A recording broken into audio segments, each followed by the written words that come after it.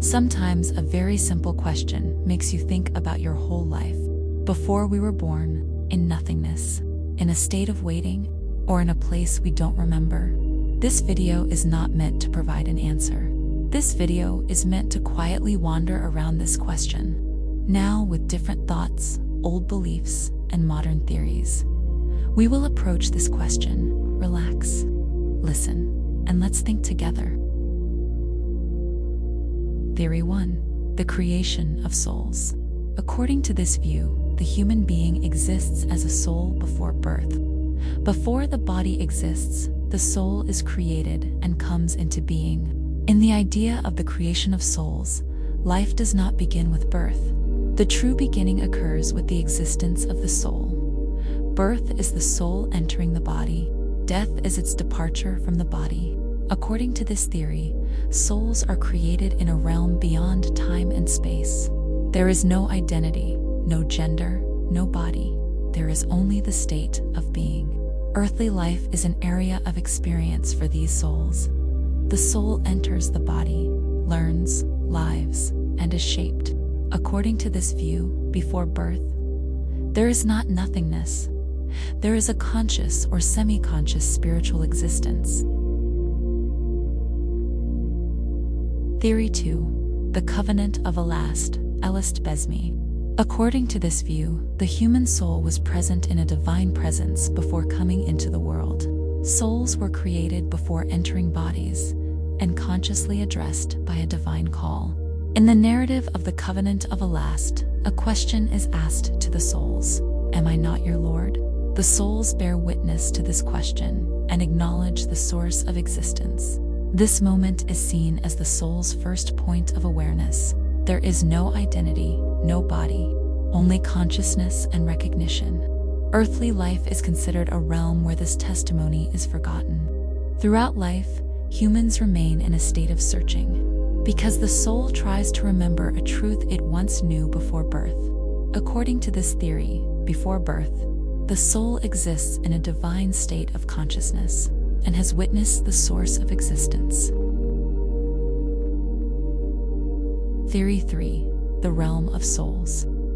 According to this view, before coming into the world, the human exists in a plane called the Realm of Souls. The body does not yet exist. The soul exists on its own as a state of consciousness. The realm of souls is not limited by time or space. The concepts of birth and death do not apply there. There is only being and waiting. In this realm, souls have not yet experienced earthly life. There is no pain, fear, or need. Consciousness is calm and still. Earthly life begins with separation from this realm. The soul enters the body and comes into contact with matter. Forgetting is part of this transition. According to this theory, before birth, the human is not in a body. They are a consciousness existing in the realm of souls. Theory 4. Being written in the preserved tablet. According to this view, the human being is part of a plan before birth. Life is not random. Every existence is recorded within divine knowledge. The preserved tablet is described as the knowledge of everything that has happened and will happen. A person's existence, time, and path are all contained within it. Before entering the body, the soul exists within this divine knowledge. In this understanding, concepts such as before and after apply to humans, but not to divine knowledge. To exist before birth means to be known, even if not yet lived. According to this theory, the human, even before coming into the world, exists as information. And according to this view, before birth, not in a body, but within divine knowledge. Theory 5. The breathing of the soul into the body. According to this view, the human becomes human not through the body, but through the soul. The body is formed, but what makes it alive and conscious is the breathing of the soul into it. The soul enters the body afterward. This moment marks the transition from an ordinary being to a conscious one. Before the soul is breathed in, the body exists, but the human is not yet complete. This transition implies that the soul exists separately before birth. The soul comes from outside and unites with the body. This union marks the beginning of earthly life. According to this theory, before birth, the human body does not exist, but the soul is an existing and waiting consciousness. Theory 6. Waiting in the presence of God. According to this view, souls remain in a divine presence before being sent into the world. The body does not yet exist. The soul continues its existence in the presence of God. This waiting does not involve a sense of time. There is no delay, no urgency, no boredom. The soul does not know when it will be sent, yet it exists in a state of readiness. Earthly life begins with separation from this divine closeness. When the soul enters the body, it forgets, because worldly experience becomes possible only through this forgetting. According to this theory, before birth, the human is not waiting in a place. They remain in a timeless state of consciousness, close to divine existence. Theory 7. The belief in pre-created souls. According to this view, the human soul is created before the body. Life does not begin with birth. Birth is the moment the soul passes into the world. The soul exists beforehand as a created consciousness and waits. When it will enter and which body it will inhabit are already determined. The body is temporary. The soul is continuous. In this understanding, the soul is aware of its own existence before coming into the world. However, once it enters the body, this awareness is veiled. Forgetting is an essential part of earthly life. According to this theory, before birth, the human is not a body. They existed as a pre-created soul. Theory 8. Existing within divine knowledge. According to this view, the human is not a physical being before birth. There is no body yet. But the human exists within divine knowledge. This existence is not a form of waiting. Time does not flow, and no process unfolds. The human is known as a life that will be lived. Birth is the transformation of this knowledge into matter. Soul and body unite according to the plan contained in divine knowledge. Life is the transition from what is known to what is lived. According to this theory, before birth, the human is not located somewhere. They exist as a possibility within divine knowledge. Theory 9. The creation of the soul in Christianity. In Christian belief, the soul is a divine gift created by God. However, there are different interpretations regarding when the soul is created. According to some views, the soul is created together with the body. As the human takes form in the womb, God gives the soul to the body. In this understanding, there is no conscious existence before birth. Life begins when the soul is given to the body.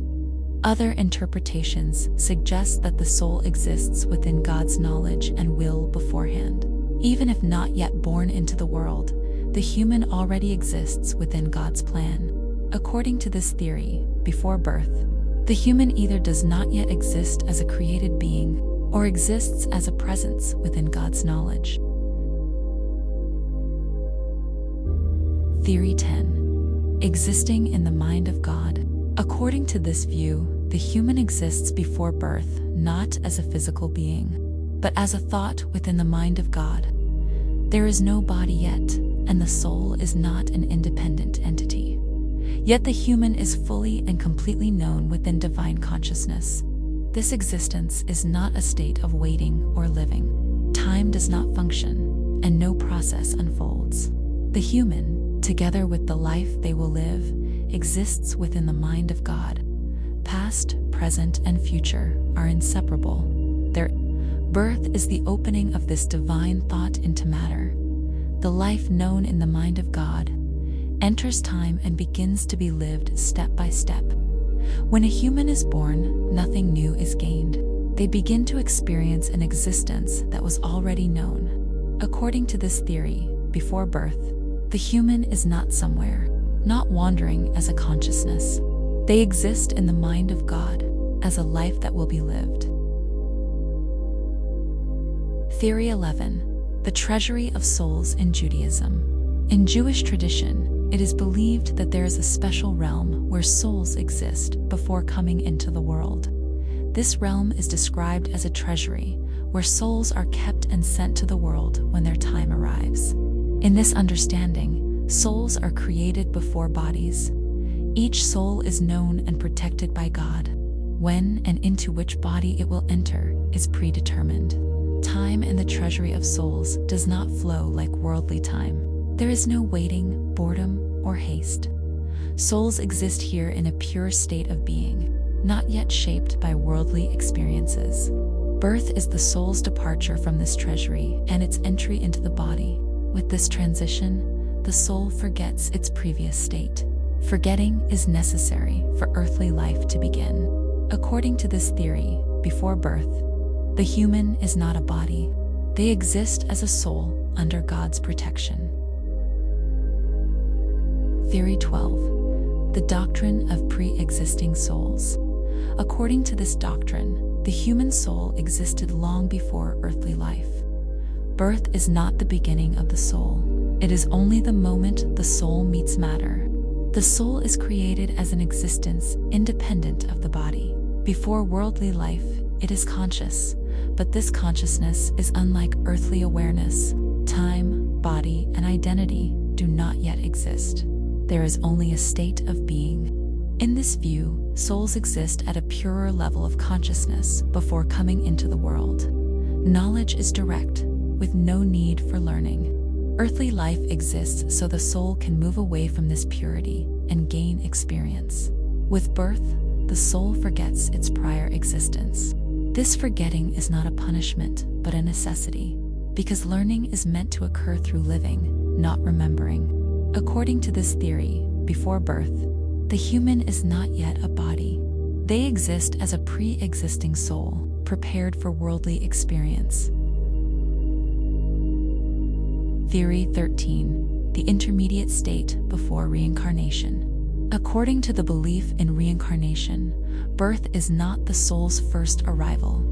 The soul comes into the world many times, and each life continues from the previous one. For this reason, an intermediate state is described before each birth. In this intermediate state, the soul carries the effects of its previous life. What was done, learned, and left incomplete has not yet been erased. The soul prepares for its next body. The conditions of birth and the experiences to come are shaped here. This realm is not like the world. Time flows differently, or not at all. The soul is neither fully conscious nor completely asleep. It exists in a state of transition. Birth marks the end of this intermediate state. As the soul enters a new body, it forgets most of its past lives. Forgetting is necessary so experiences can be lived anew. According to this theory, before birth, the human is not at a point of beginning. They exist as a soul standing between a previous life and a new one. Theory 14. Consciousness before the cycle of sun. According to Eastern teachings, life is not limited to a single birth. Soul or consciousness repeatedly exists within the cycle of birth and death known as samsara.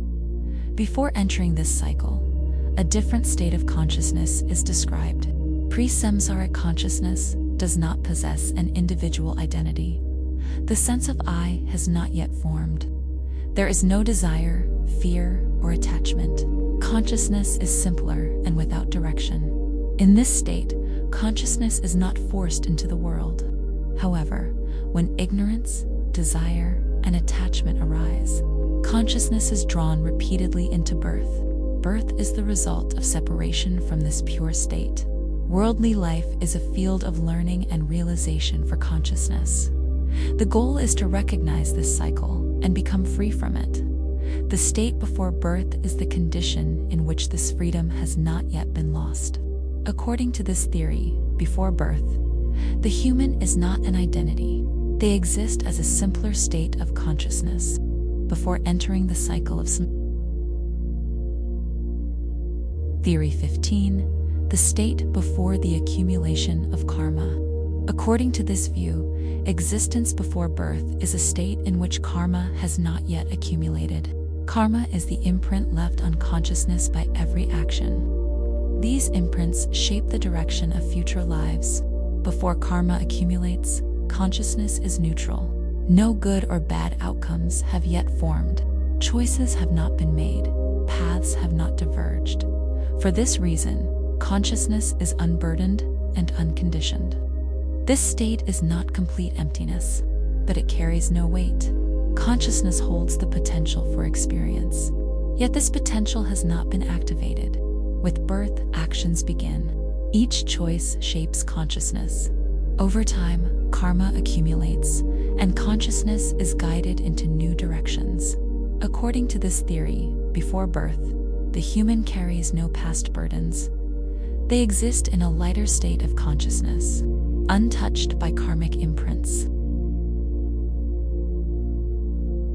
Theory 16. Pure consciousness before the bardo. In Tibetan Buddhism, bardo refers to the transitions between states of consciousness. Life between birth and death is itself a bardo. However, before these transitions, an even more fundamental state of consciousness is described. Pure consciousness before the bardo is formless. It has no identity and no story. Thoughts, images, and memories have not yet arisen. There is only the state of awareness itself. This consciousness is neither happy nor suffering, because there is no comparison. The perception of time has not yet formed. Consciousness simply is, without striving to become something else. With the process of birth, this pure state begins to fragment. Perception, the sense of self and separation emerge. Pure consciousness enters the world of experience. According to this theory, before birth, the human is not a self. They exist as a simple, directionless state of consciousness that precedes the bardo processes. Theory 17. The origin of the soul in Zoroastrianism. In Zoroastrian belief, the human soul is part of the cosmic order between good and evil. The soul is created by Ahura Mazda before coming into the world and exists as a conscious being. According to this understanding, the soul is sent into the world not merely to live, but to choose what is good. Before birth, the soul knows the divine order. It possesses an awareness capable of distinguishing right from wrong. The soul's arrival in the world marks the beginning of a trial. Upon entering the body, the soul encounters free will. Choices now carry conscious responsibility. Good or evil shapes the destiny of the soul. In pre-birth existence, time does not function as worldly time does.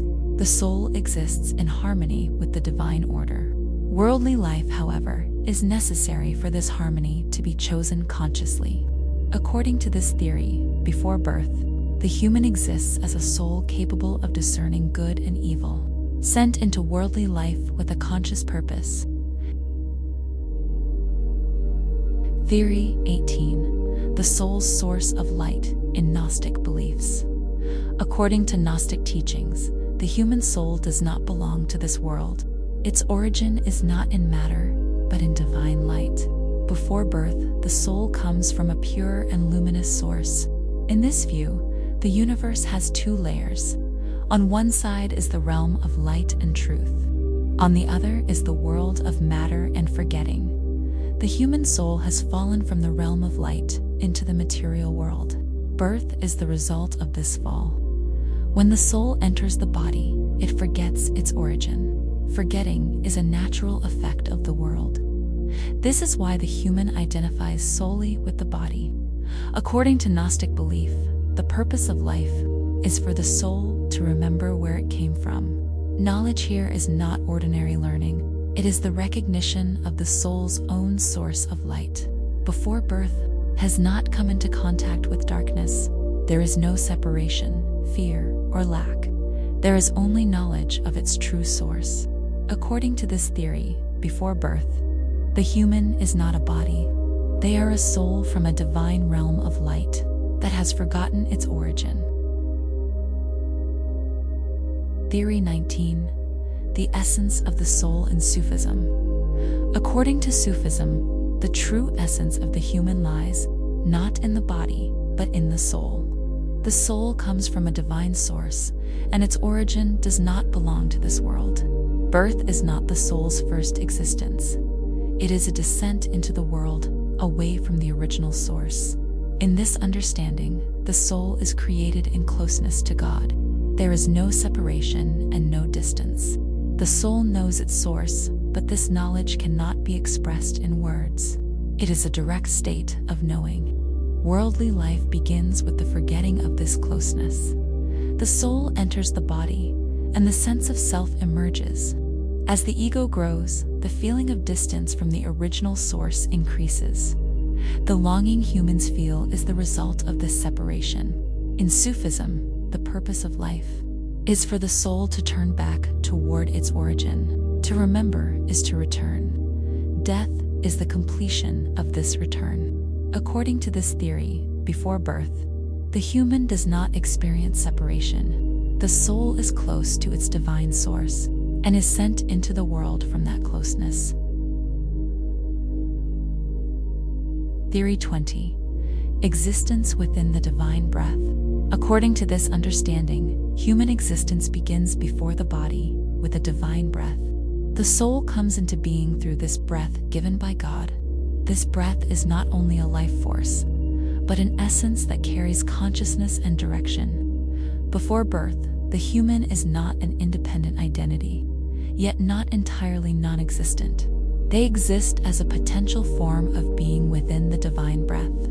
There is no self yet. Separation and boundaries have not formed. To exist in this state does not mean to think or feel.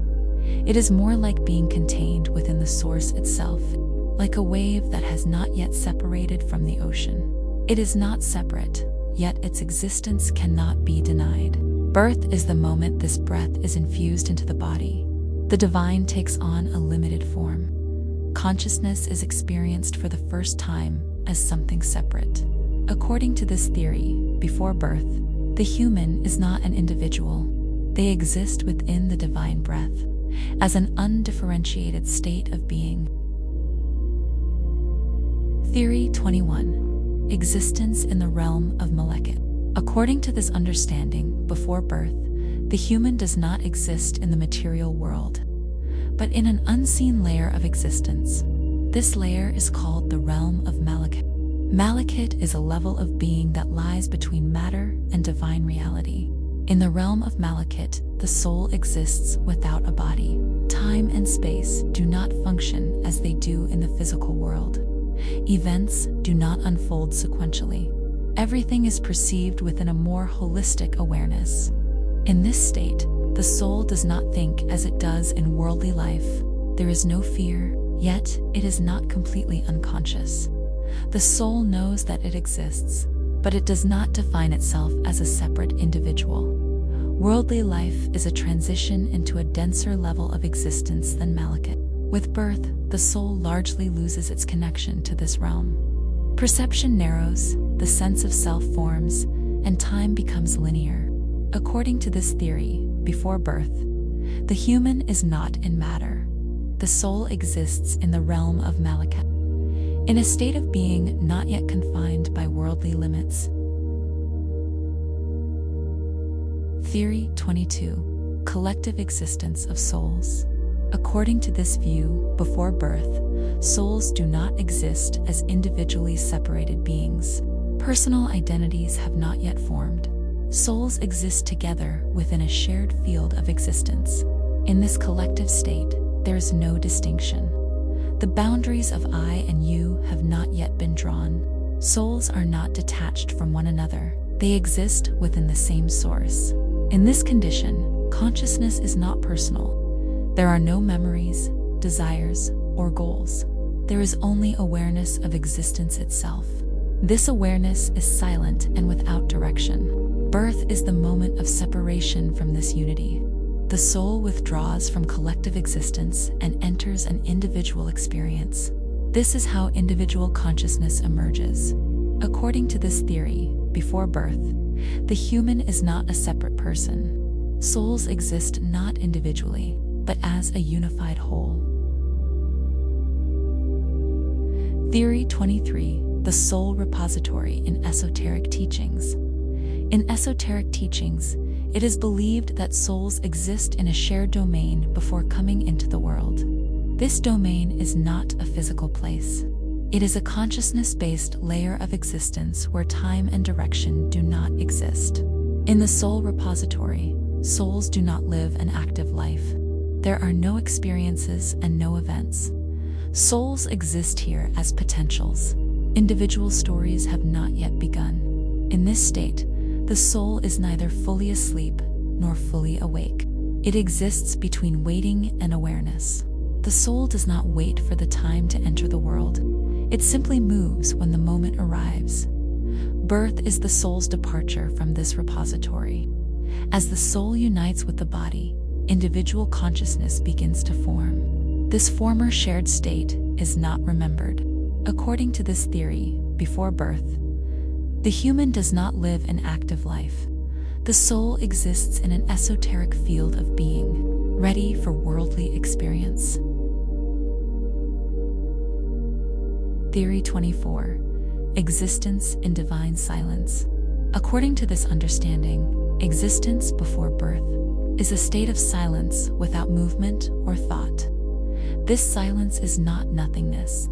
It is a divine condition in which nothing has yet separated. In divine silence, consciousness exists, but it does not speak, question, or compare. There is no mental movement. The perception of time has not yet formed. To exist in this state requires no action. There is no waiting, searching, or desire. Consciousness simply is. Silence is not lack, but completeness. With birth, this silence is disrupted. Sounds, images, and thoughts emerge. Consciousness begins to divide and distinguish. According to this theory, before birth, the human does not live a story. They exist within divine silence, in a state of being that has not yet separated. Theory 25. Birth as part of the divine plan. According to this understanding, birth is not a random event. The human does not come into the world by chance. Every birth is part of a greater divine plan. Before birth, the human exists within this plan. An individual life has not yet begun, but the life to be lived is fully known. At the divine level, time is not linear. Beginning and end are seen together. In this state of existence, the human is not a choosing individual. Yet the conditions to be lived and the experiences to be encountered are already situated within the divine order. Birth is the opening of this order into time. Worldly life is the execution of the plan. As the human moves step by step within it, free will operates through individual choices. The plan is known, but it is not coercive. According to this theory, before birth, the human does not yet live. They exist within the divine order, as a life that is yet to be lived. Theory 26. The pre-existence of the soul in Plato. According to Plato, the soul exists before the body.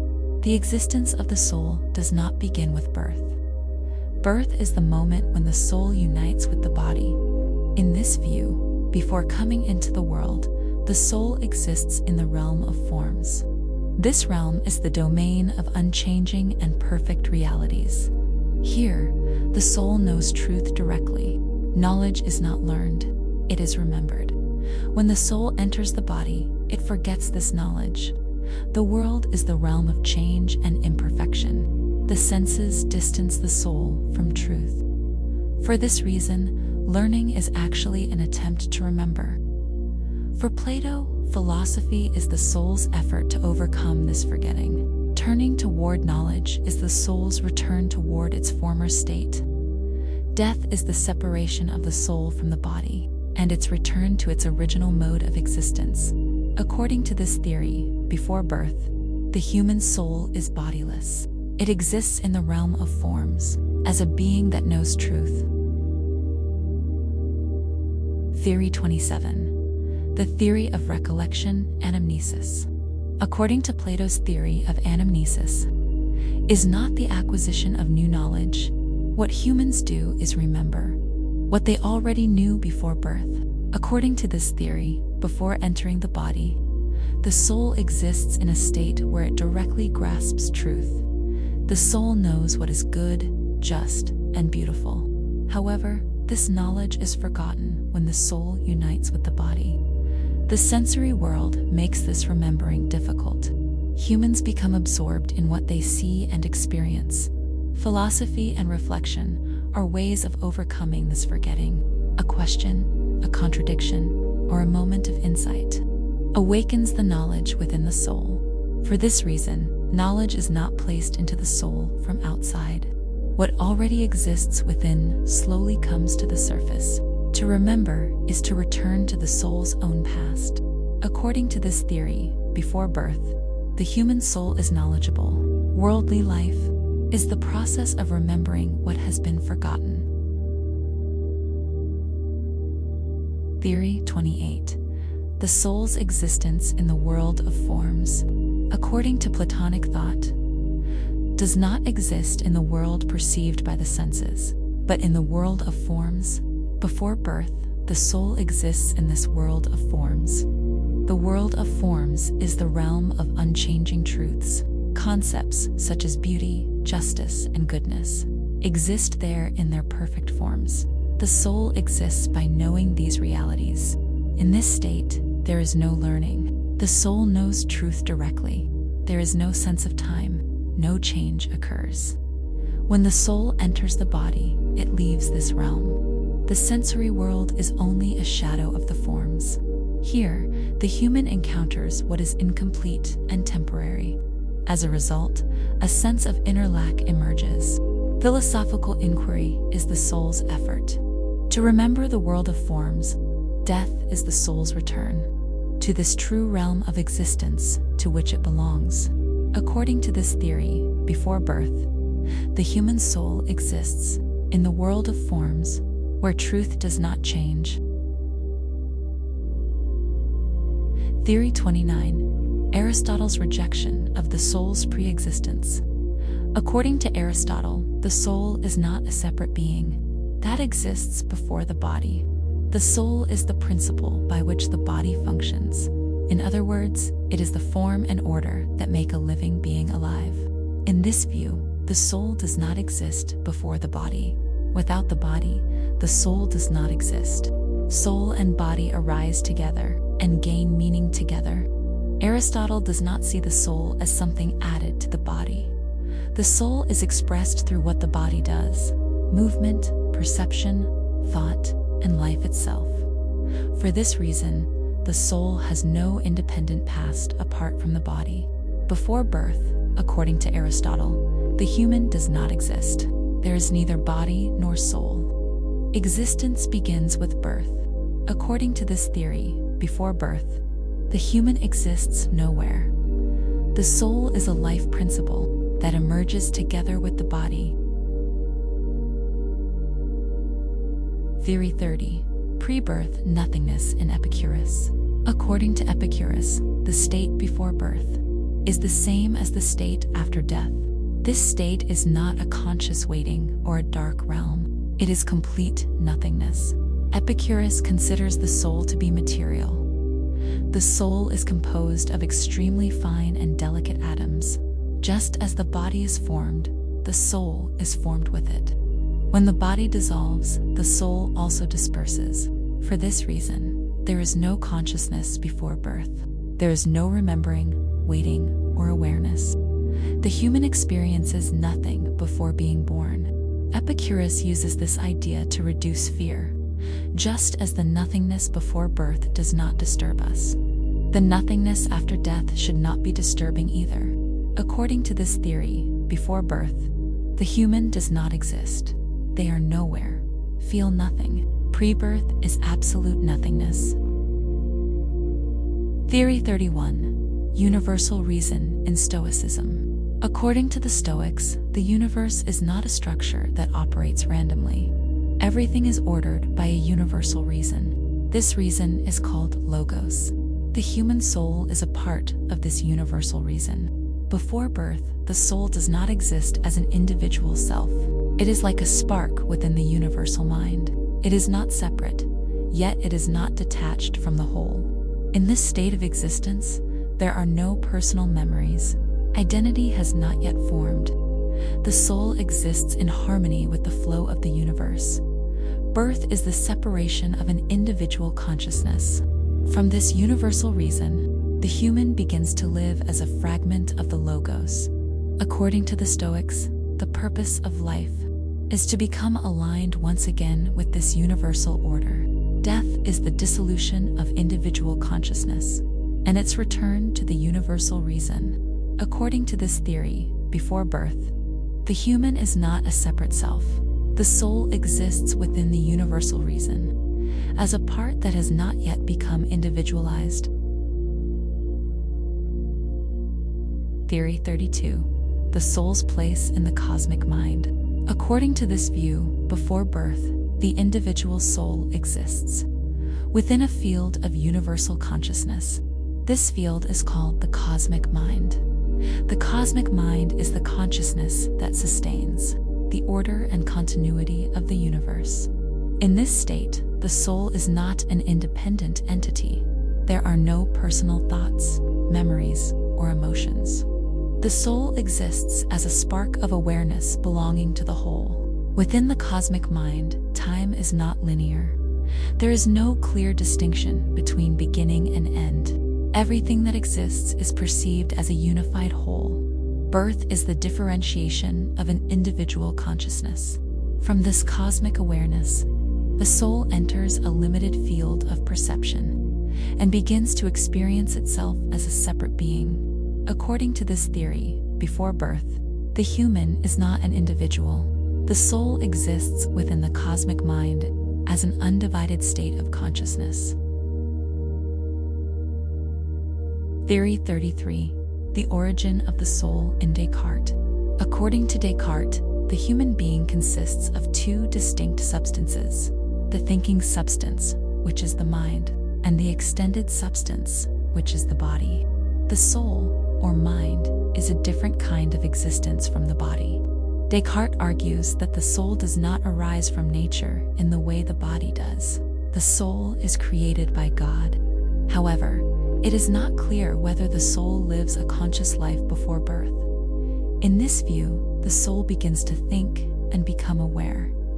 At the moment it is joined to the body, even if the soul exists before birth. This existence does not involve conscious experience. For Descartes, what matters most is that the soul can exist independently of the body. The capacity for thought is the soul's essential attribute. According to this theory, before birth, the human is without a body. The soul is created by God, but the moment when individual consciousness begins remains uncertain. Theory 34. The pre-existence of monads in Leibniz. According to Leibniz, the universe is composed of simple entities called monads. Monads are indivisible, indestructible, and non-material. Each monad contains its own degree of perception. The human soul is also a monad. For this reason, the soul exists even before birth. However, this existence is not clear and conscious in the way it is in earthly life. According to Leibniz, monads are in a constant state of perception, but this perception is often vague and indistinct. Birth is related to the clarification of these perceptions. When the soul enters the body, its perceptions become clearer and more distinct. Individual consciousness emerges in this way. According to this theory, before birth, the human soul exists, but consciousness is still blurred and obscure. With birth, this consciousness becomes clearer. Theory 35. The unknowability of pre-birth existence in Kant. According to Kant, human reason has limits. Our mind can produce certain knowledge only about what can be experienced. Domains that lie beyond experience cannot be known. Pre-birth existence lies outside the field of experience. For this reason, whether the soul exists before birth cannot be proven through reason. Any explanation given on this matter is not knowledge, but speculation. Kant does not entirely reject the immortality of the soul or its pre-existence. However, he argues that such matters cannot be known. The human mind does not possess the tools to reach definite conclusions about them. In this approach, what matters is not explaining the unknown, but acknowledging the limits of what can be known. According to this theory, before birth, nothing certain can be said about the human being. Pre-birth existence lies beyond the reach of human knowledge. Theory 36. The discontinuity of the self in Hume. According to Hume, the self that humans believe they possess is not a fixed or unchanging entity. What we call the self is a constantly shifting flow of perceptions and experiences. In this view, the soul is not an independent substance that exists on its own. Thoughts, emotions, and impressions arise, linger briefly, and then disappear. The self appears to be nothing more than the collection of these temporary states. For this reason, it makes no sense to speak of a permanent self before birth, because the self cannot exist without experience. Where there is no experience, there can be no self. For Hume, the period before birth is not a realm of personal existence, where perceptions have not yet begun. The I has not begun either. According to this theory, before birth, there is no self that can be called human. The self forms only with birth and through lived experience. Theory 37. The continuity of the will in According to Schopenhauer, the foundation of the universe is not reason, but a blind and unstoppable force. This force is called the will. The will is not individual. It does not belong to separate persons. It is a universal driving force that expresses itself in all beings. Before birth, the human being does not exist as an individual self. However, one exists as an expression of the will. This existence is not conscious. It is a state of wanting without knowing what is wanted. With birth, this universal will takes on an individual form. The human being begins to experience itself as a separate entity. Desire and suffering emerge at this point. At death, individual consciousness comes to an end, but the will continues. It manifests itself again in new forms and new beings. According to this theory, before birth, the human being is not a person. One exists within the universal will, as a force that has not yet become individualized. Theory 38. The absence of pre-birth existence in Nietzsche. Nietzsche does not construct a metaphysical realm of existence before birth. In his view, such explanations are products of humanity's desire to escape life. According to Nietzsche, the human being emerges from within life itself. The individual appears together with the body and the will to power. For this reason, it makes no sense to speak of a personal existence before birth. For Nietzsche, the pre-birth state is not an area to be filled with meaning. Life has value only while it is lived. What comes before and after are abstractions that diminish life itself. In this approach, the important question is not where did we come from, but what are we doing now? According to this theory, before birth, the human being does not exist. There is no soul and no consciousness. Life begins with birth. Theory 39. Existence without a prior essence in existentialism. According to existentialism, the human being has no predetermined essence. A person is not defined before birth and is not shaped according to a pre-written plan. Essence emerges through living. In this view, there is no human before birth. No identity, purpose, or meaning is given in advance. The human being constructs oneself after coming into existence by choices, actions, and responsibility.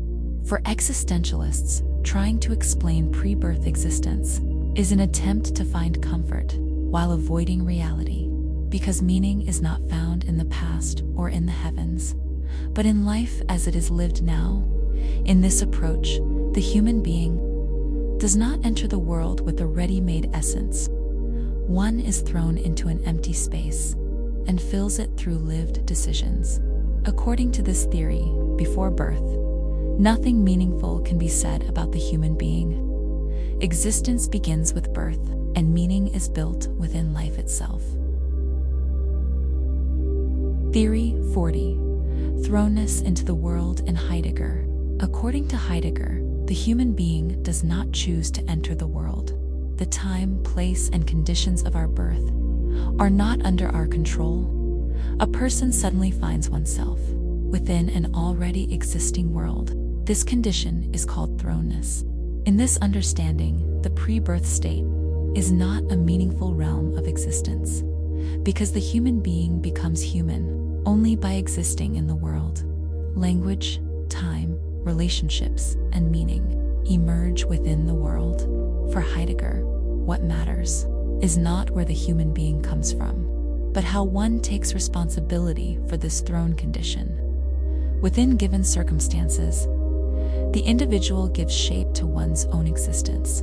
Speaking about life before birth distracts from the central question. The real question is this: how do I exist in this world under these conditions? According to this theory, before birth, the human being is not yet there.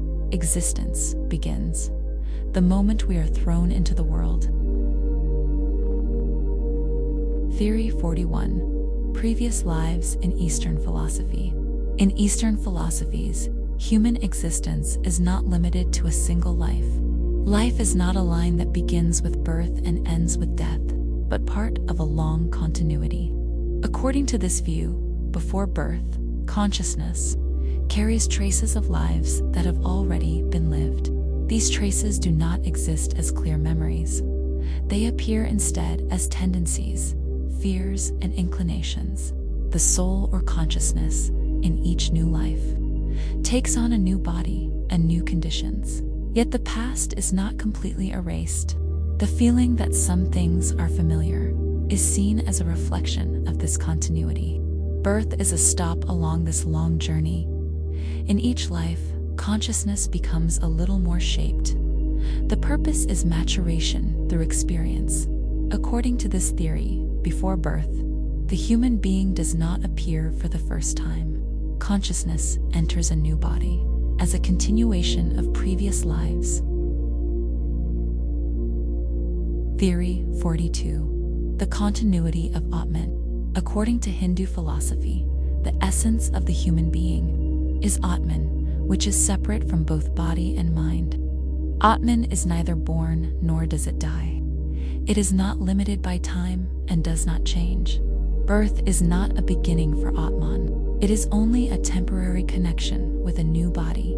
Atman exists through many lives in different bodies, without ever losing its essence. In this view, the individual self is temporary. Names, personalities, and memories come and go. Atman remains quietly present. Behind all these changes, before birth, Atman exists.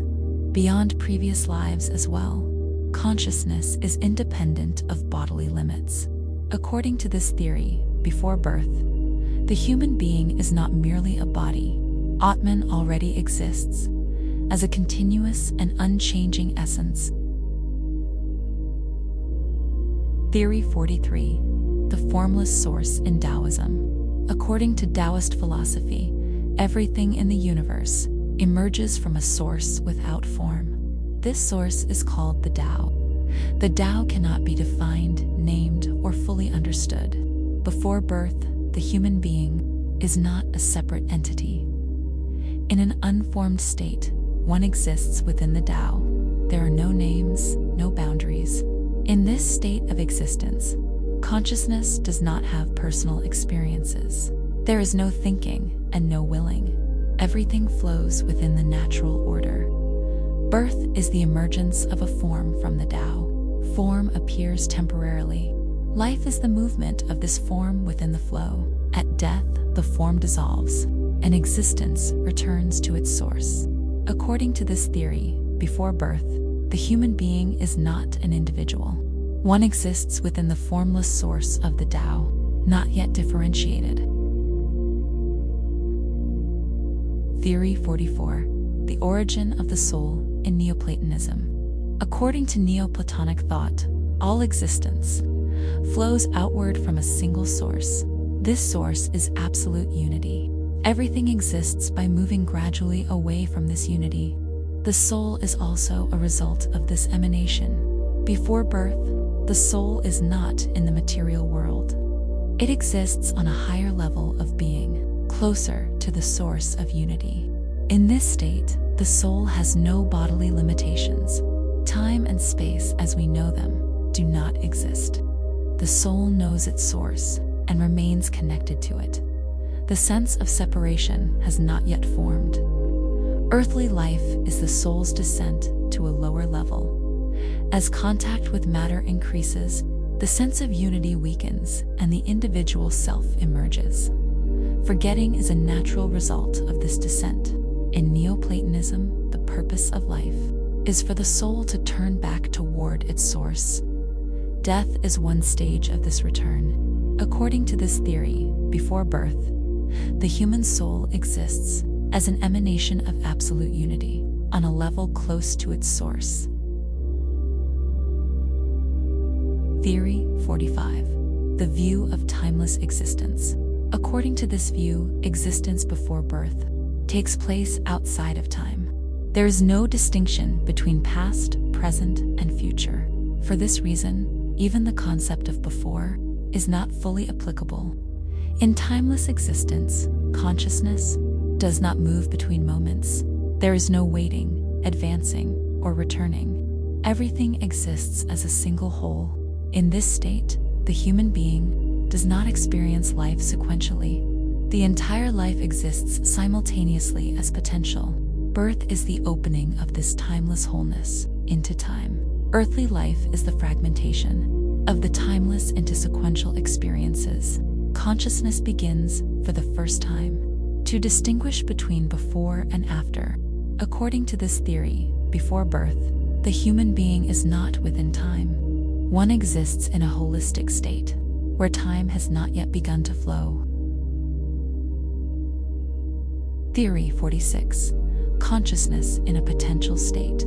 According to this view, before birth consciousness is not active or experiencing. Consciousness exists, but it has not yet manifested. This potential state can be compared to consciousness during sleep. There are no perceptions, no formed thoughts, yet consciousness is not completely absent. Birth is the activation of this potential. As the brain and body develop, consciousness gradually emerges. Experience is the result of this unfolding. In this view, the state before birth is neither full consciousness nor nothingness. It is a condition of readiness. According to this theory, before birth, the human being does not experience. Consciousness exists as an unrealized possibility. Theory 47. Existence without prior identity. According to this view, there is existence before birth, but this existence has no identity. Name, personality, and sense of self have not yet formed. Identity emerges through worldly experience, family, language, body, and time. Give the human being a sense of I. None of these exist before birth. In this state, to exist does not mean to recognize oneself as a separate individual. Consciousness is broader and more indistinct. It does not divide or compare. Birth is the moment. When this indistinct existence gains boundaries, consciousness narrows and a personal center forms. According to this theory, before birth, the human being is not a person. Existence is without identity, present before the emergence of I. Theory 48. The state of pure being. According to this approach, the state before birth lies beyond all definitions. There is neither body nor individual consciousness, yet it is not absolute nothingness. In the state of pure being, to exist, there is no need to think, desire, or intend. Being is complete within itself. In this state, time does not operate. There is no distinction between beginning and end. Consciousness does not know itself through objects. There is a silent and unmoving presence. Birth is the transformation of this pure state into a limited experience. Being enters a form and begins to experience itself in parts. According to this theory, before birth, the human being is not an identity. One exists as pure being, an undivided presence. Theory 49. Birth as the limitation of consciousness. According to this view, birth is a process that reduces the breadth of consciousness. Before birth, consciousness exists in a more inclusive and boundless state. However, this consciousness is not focused or personal in the way it is in worldly life. With the body, consciousness narrows. Perception, senses, and the nervous system confine consciousness to a specific frame. The human being knows only what is seen, heard, and remembered. This limitation is not accidental. It is necessary for worldly experience to occur. If consciousness retained its expansive state, individual life would not be possible. Birth is the concentration of consciousness. Boundless awareness becomes a particular point of view. The sense of I emerges at this moment. According to this theory, before birth, human consciousness is broader. With birth, this consciousness narrows. An individual experience begins. Theory 50. Philosophical silence. According to this view, existence before birth is a state of complete silence. Silence is not merely the absence of sound. It is also the absence of thought, desire, and distinction. In this state, consciousness does not operate actively. There is no past or future, and no sense of self. To exist is enough. Experience has not yet begun. Philosophical silence is not a waiting state, but one of total wholeness and completion. With birth, this silence is broken. Consciousness becomes limited by time and space, and personal experience begins. According to this theory, before birth, the human being has no action or thought. Existence is within complete silence, not yet individualized. Theory 51. Souls waiting in the heavenly realms. According to this belief, souls exist before birth, in a level of being that is not closest to the physical world. This level is called the heavenly realms, and is considered purer. Souls are bodiless there, and are not affected by earthly conditions. In the heavenly realms, time does not function as it does on earth. There is no waiting, impatience, or longing. Souls are aware of their own existence, but do not live individual lives. In this state, the soul does not know the moment it will be sent to the world. The process unfolds within divine order. Birth is the soul's descent from this higher plane of existence into a denser and more limited world. With this descent, the soul unites with the body and perception narrows.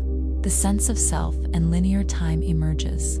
According to this theory, before birth, the human soul exists in the heavenly realms, in a level of being prior to earthly life.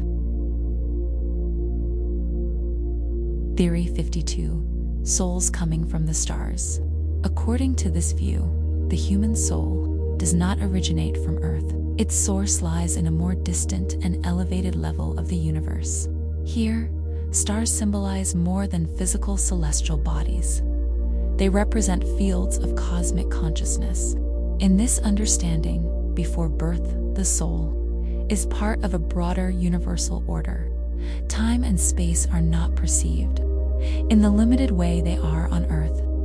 The soul exists in a state of harmony with the cosmos. Earthly life is the entry from this expansive consciousness into a dense field of experience. Birth is not a severing from the soul's cosmic origin, but a transition into experience at a different level. The sense of familiarity and curiosity humans feel toward the sky is interpreted as a faint reflection of this ancient connection. However, this bond is not consciously remembered. According to this theory, before birth, the human being does not belong to Earth. The soul comes from a wider field of cosmic consciousness, symbolized by the stars. Theory 53. The Platonic myth of soul choice. According to Plato's narrative, known as the myth of the soul chooses the life it will live before entering the world. This choice is shaped by the soul's prior experiences. In this account, souls spend a certain period after death before being directed toward a new life. Different lives, each with distinct conditions and destinies, are presented before them. The soul chooses one of these life paths. Wealth, poverty, power, and ordinariness are all part of these options. According to Plato, the choice is free, and responsibility belongs to the soul. After choosing, the soul drinks from the river of forgetfulness. With this act, it forgets both its chosen life and its previous existence. Birth follows this forgetting. According to this myth, earthly life is the unconscious walking of a path chosen beforehand. According to this theory, before birth, the human soul has chosen the life it will live, but enters the world without remembering that choice. Theory 54. Remembering before Lethe. In ancient Greek thought, Lethe is the river of forgetfulness. Souls drink from this river before entering the world and forget their past existences. However, before this forgetting, the soul is believed to exist in a state of complete remembrance. Before Lethe, the soul knows who it is, where it comes from, and what kind of life it will undertake. This knowledge is not intellectual. It is direct and complete awareness. In this state, time creates no pressure. The soul does not hurry or hesitate. The life to be lived is not seen as a burden, but as an experience to be assumed. Drinking from Lethe is necessary to erase this knowledge. The purpose is not to live while remembering, but to experience through not knowing. Forgetting opens the gate to earthly life. According to this theory, before birth, the human soul remembers everything, but this remembrance is consciously left behind just before birth. Theory 55. The origin of the soul in ancient Egypt. According to ancient Egyptian belief, the human being does not enter the world with a single soul. The soul is a multi-layered being composed of different parts, and the origin of these parts is not limited to the earthly world. The Egyptians located the source of the soul within the divine order before birth. Certain aspects of the soul exist in the divine realm. The concepts of Ka and Ba are central to this understanding. Ka is the life force of the human being. It is prepared by the gods before birth and enters the world together with the body. This force sustains the individual throughout earthly life. Ba represents personality and consciousness. Its origin is more free. Before uniting with the body, it is believed to exist in a state close to the divine realm. Birth is the moment when Ba temporarily binds to the body. According to ancient Egypt, the soul is neither foreign to the world nor fully of the world. Before birth, the essence of the soul exists within the order of the gods. Earthly life is the gradual limitation of this divine origin. According to this theory, before birth, the human soul comes from a divine source. When it unites with the body, it forgets, becomes limited, and becomes human. Theory 56. The pre-existence of the Ba soul. In ancient Egyptian belief, Ba represents a person's personality, consciousness, and the essence that distinguishes one individual from another. Ba is not something that emerges only during life. It is believed to exist before birth. According to this view, Ba has an origin independent of the body. Before a person is born, Ba exists in a state close to the divine order. It is in contact with the divine realm and has not yet been limited by time or space. Birth signifies a descent for Ba. Ba binds to the body, and with this binding, it loses its freedom of movement. Consciousness narrows, and remembering gives way to learning. The limitations of being human begin here. According to the Egyptians, after death, Ba becomes free once again. This shows that its union with the body is temporary. What is temporary is the body. What is lasting is the essence of Ba. According to this theory, before birth, human consciousness exists before becoming human. Ba comes before the body. Birth is the limitation of this consciousness, so that it may adapt to earthly conditions. Theory 57. The origin of the soul in Norse myths. In Norse mythology, the human being exists not with a single soul, but with several complementary essences. The origin of these essences does not begin with the world, but with the cosmic order itself. According to the myths, when the first humans are created by the gods, they are given not only bodies, but also the components of the soul. Odin, Vili, and V grant humans breath, consciousness, and life force. This shows that the soul's source is directly divine. In Norse belief, the soul does not come into existence from nothing at birth. The essence of the soul comes from pre-existing cosmic forces. These forces belong to the primordial layers of existence that carry the order of the universe. When a human is born, these essences unite with the body. However, this union is not permanent. With death, the parts of the soul return to the sources from which they came. This return implies that the soul belonged somewhere, even before the world. According to this theory, before birth, the human soul exists within the primordial forces of Norse cosmology. Birth is the temporary meeting of these cosmic essences with the body. Theory 58. Souls waiting in the world tree.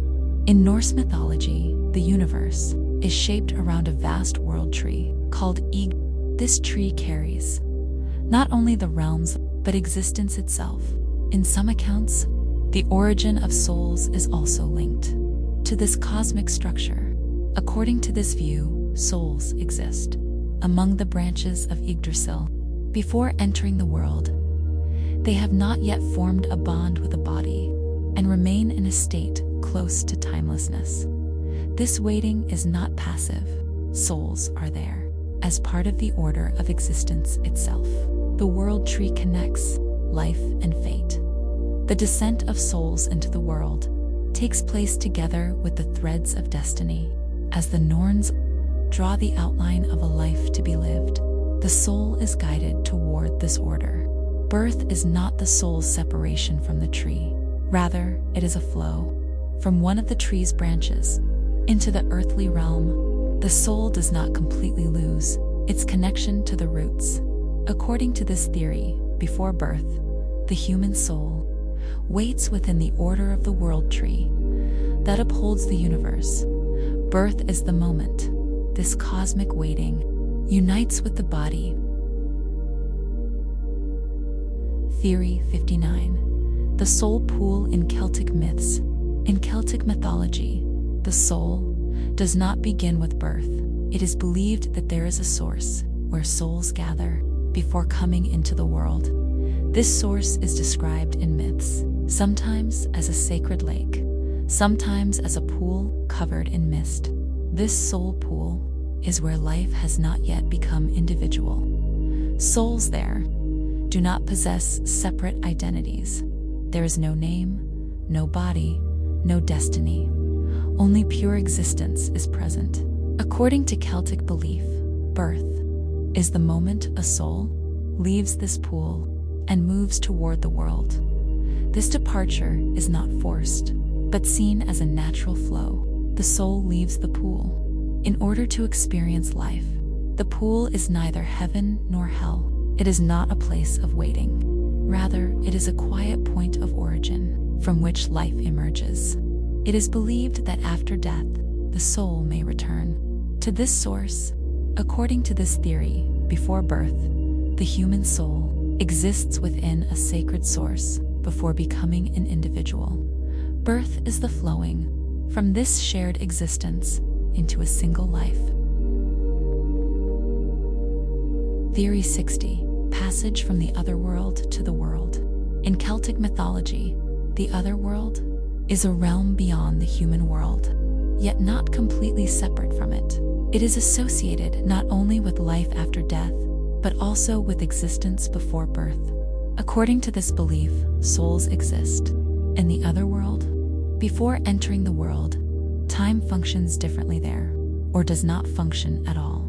Souls do not age, do not wait, and do not hurry. They simply exist. The other world is not a place of punishment or reward. It is a realm where consciousness has not yet been limited, and experience remains in a pure state. The soul does not prepare for earthly life there because preparation is unnecessary. The transition to the world is not a sudden rupture. In myths, is described through mist, water, or gates. Birth is passing through one of these gates. With the transition, the soul forms a bond with the body and with time.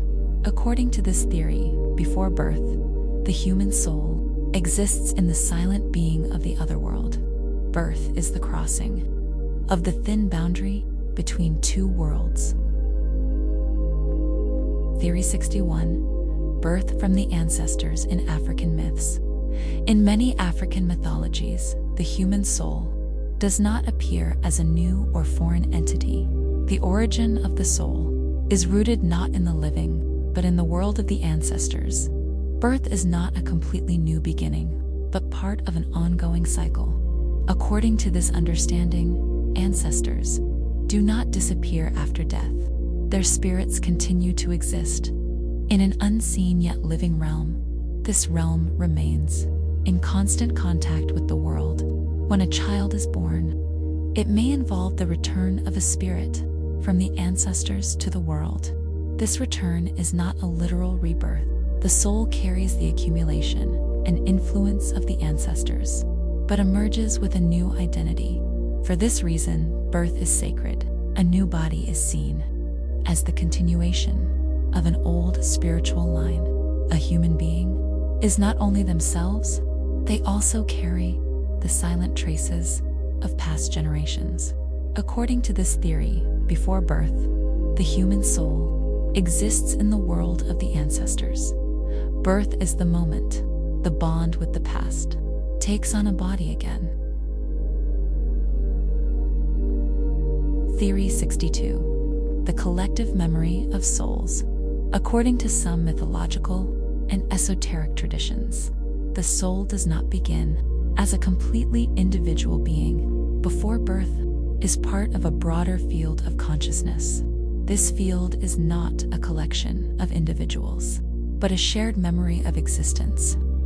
Within this collective memory, memories are not personal. Experiences do not belong to a single life. Knowledge, experience, and meaning exist within a shared pool of consciousness. Here, the soul does not say, because there is no separate identity. Birth is the moment of separation. From this shared field, the soul takes a small fragment of the collective memory and, together with the body, enters individual consciousness. In this transition, most of the memory is left behind, yet some traces do not fade. Unexplainable feelings of familiarity, emotions that feel known, or a sense of wisdom without a clear source, are seen as faint reflections of this shared memory. According to this theory, before birth, the human soul is not alone. Before becoming an individual, it is a silent part of a shared consciousness. Birth is the separation from this wholeness into a single life. Theory 63. The arrival of the soul in Maya myths. In Maya mythology, the human soul does not enter the world. randomly or suddenly. The arrival of the soul is seen as part of the cosmic order. Sky, time, and destiny all play a role in this arrival. According to the Maya, the soul is connected to the celestial order. Before birth, stars and planets in particular determine the conditions under which the soul will enter the world. For this reason, the moment of birth is not merely a biological event, but a cosmic intersection. Before entering the world, the soul is not yet fully individual. It exists as an unformed essence. With birth, this essence unites with the body and enters time. The boundaries of consciousness are formed here. In Maya belief, descends from the sky to the world. Its connection to cosmic memory weakens. This connection is not completely broken, but it is not felt. In everyday consciousness, rituals and calendars exist to remind humanity of this lost connection. According to this theory, before birth, the human soul exists within the celestial order. Birth is the descent of the soul from the stars into time. Theory 64. The soul before Xibalba. In Maya mythology, Xibalba is the underworld associated with death. However, in these narratives, the soul's journey does not begin with Xibalba. There is a state of existence in which the soul resides. Before that, according to this view, the soul is not connected to darkness or punishment before birth. The state before Xibalba is a calm and balanced existence. Here, the soul is neither tested nor judged. It simply exists. Within the cosmic order, the soul's descent into the world does not mean passing directly through Xibalba. First, the experience of life begins. Xibalba is encountered only after death. This shows that the soul occupies a more neutral and pure position. Before birth, in Maya narratives, the soul prepares for the journey of death. Through the experiences gained in life, Xibalba is not the soul's first stop, but a later stage of a life that has been lived. According to this theory, before birth, the human soul has not yet touched darkness. Before Xibalba, the soul exists in a pure and directionless state. Birth is the limitation of this calm state by time and the body. Theory 65. The soul state before the journey in Aztec belief. In Aztec belief, the soul is known for the long journey it undertakes after death. However, it is also accepted that before this journey, the soul exists in a state prior to entering the world.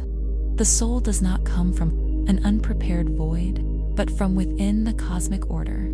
According to the Aztecs, the human soul exists in a state connected to the gods before birth. In this state, the soul has not yet been tested. It is not defined by good or evil. It carries only the potential of being. Entering the world is the soul's entry onto a path. This path is the first step of the great journey that will continue after death.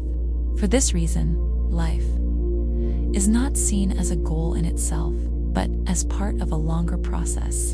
In Aztec thought, the soul exists before birth. In a directionless yet conscious state, destiny begins to take shape. Only when the soul unites with the body, the path taken after death is determined by the life that is lived.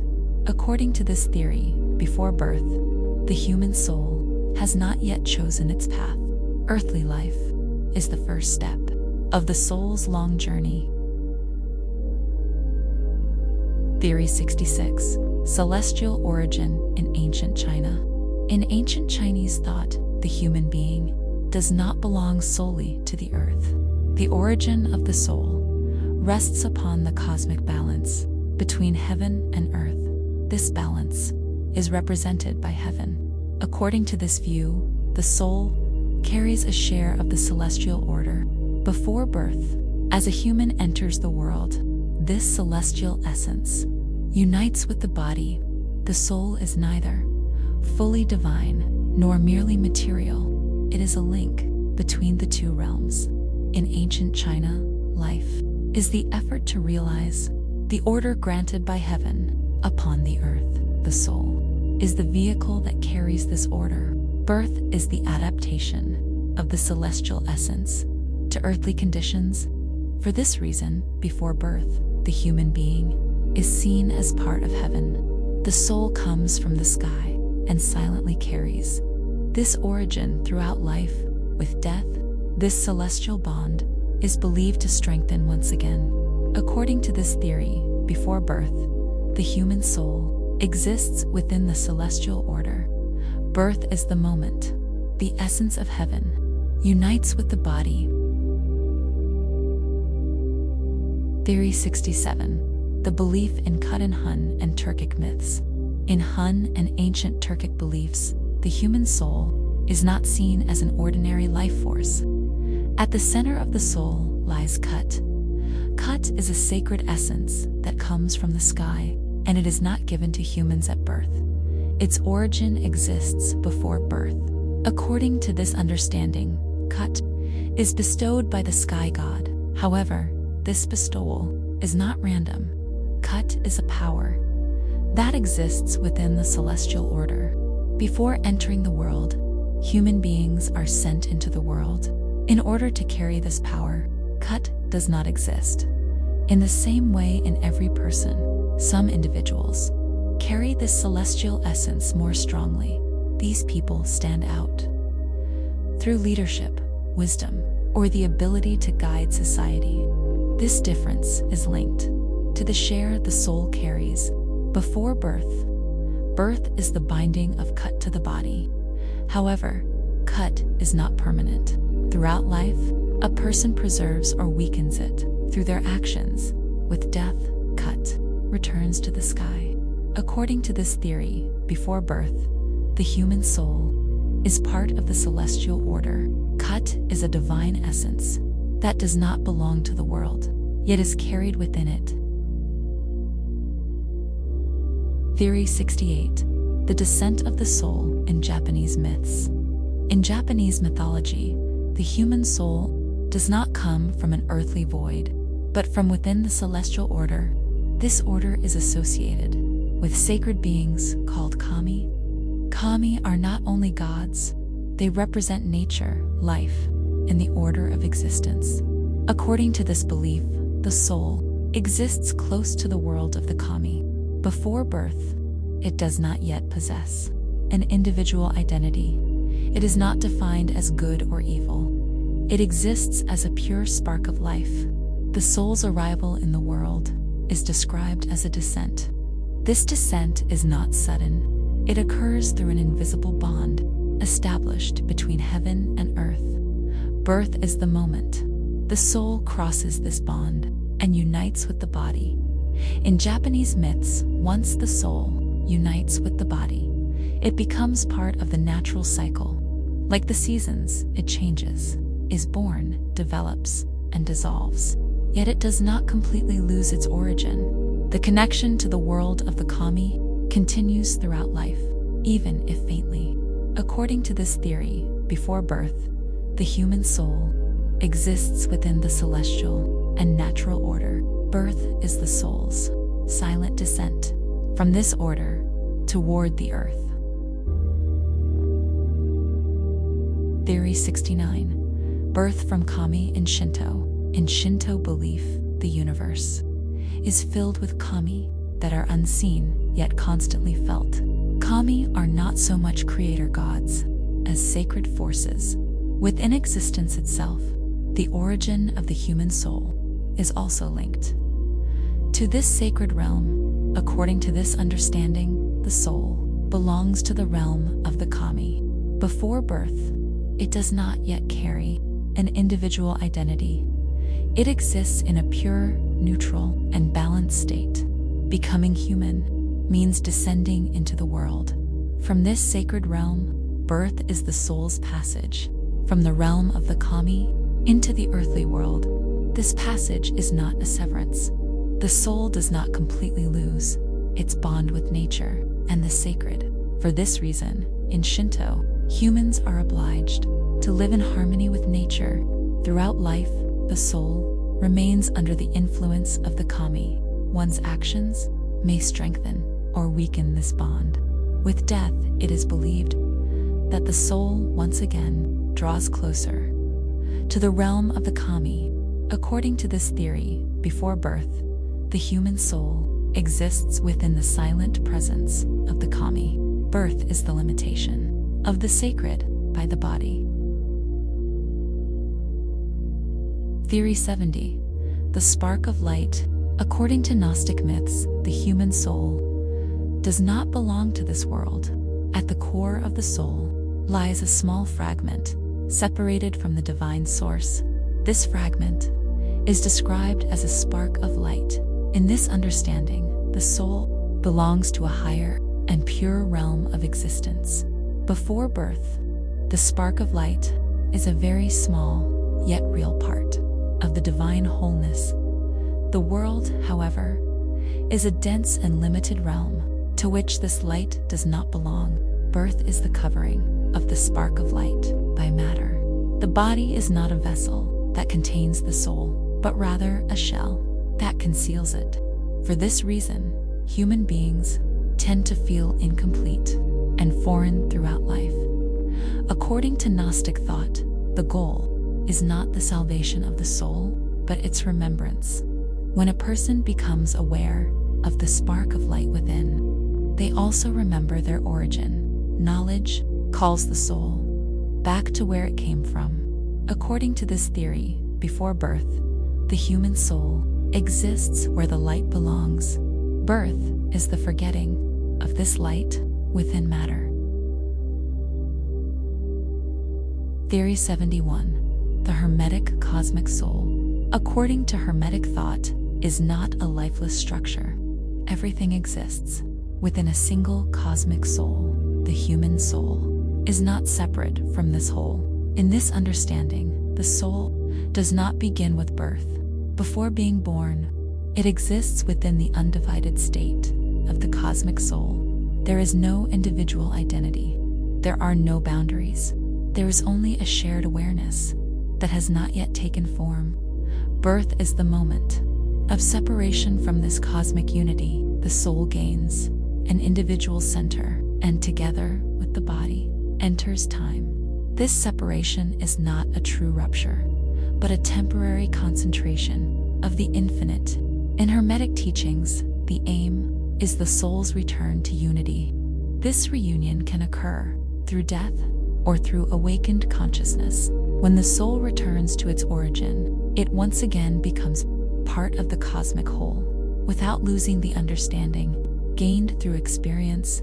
According to this theory, before birth, the human soul exists within the cosmic soul in an undifferentiated state. Birth is the emergence of a single point of awareness from that wholeness. Theory 72. The alchemical prima materia. In the alchemical tradition, prima materia is the first and pure essence from which everything emerges. It has no form, no identity, yet it contains all possibilities within itself. The origin of the human soul is also associated with this primordial substance. According to this view, the soul exists in an unformed state. Before birth, it has no personal traits and no history. The soul is a pure potential carrying the seed of everything it could become. Birth is the moment when prima materia takes on a specific form. When the soul encounters the body and life conditions, it condenses, becomes limited, and turns into an individual. For alchemists, this is the first stage of transformation. Life itself is the soul's journey of purification and maturation. The goal is not to return to formlessness, but to reach a conscious unity. Death is seen as the soul's dissolution back into its original source. According to this theory, before birth, the human soul is a pure essence. Without identity, birth is the transformation of this essence into a single life. Theory 73. The soul as starlight and cosmic dust. According to this understanding, the soul does not arise solely from a divine or metaphysical source, but from the universe itself. Human beings are not only earthly beings. The origin of the soul reaches back to the cosmic beginnings where stars were formed. This theory stands at a point where mythological and modern thought converge. The matter created in the earliest moments of the universe eventually forms stars, planets, and finally life. The soul is seen as a conscious expression of this universal energy. Before birth does not possess an individual identity. It is dispersed like stardust. There is no fixed center, but there is potential. The order and rhythm of the universe form the foundation of the soul. Birth is the focusing of this cosmic essence into a body. Scattered awareness concentrates into a single life.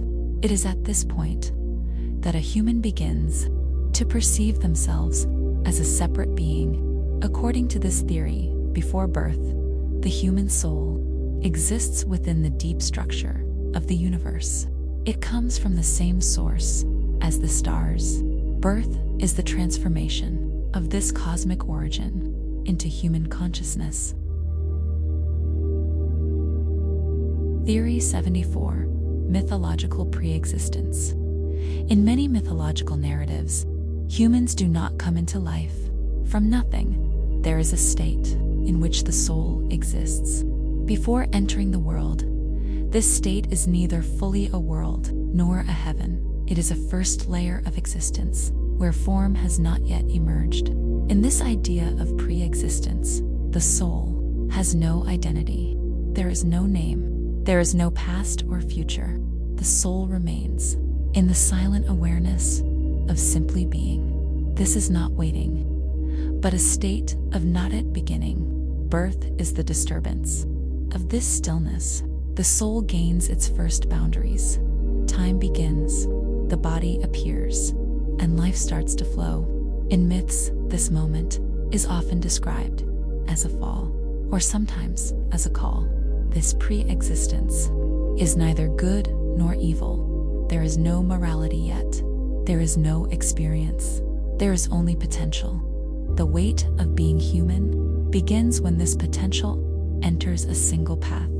According to this theory, before birth, the human soul is not yet a story. Birth is the first sentence of that story. Theory 75. Birth as a cosmic call. According to this theory, birth is not a random event. Human beings are not pushed into the world. They are called. This call is not a personal voice, but the result of a universal harmony. Before birth exists in alignment with the cosmic order. It is not yet limited by a body and has no connection to the flow of time. In this state, the soul does not wait.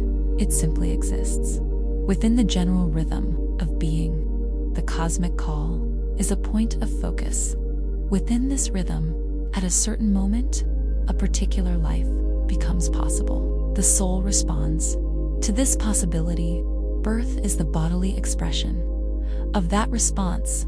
In this understanding, birth is not a rupture, but an act of answering. The soul becomes an individual. For a short time, within the flow of the universe, life is the lived experience of that answer.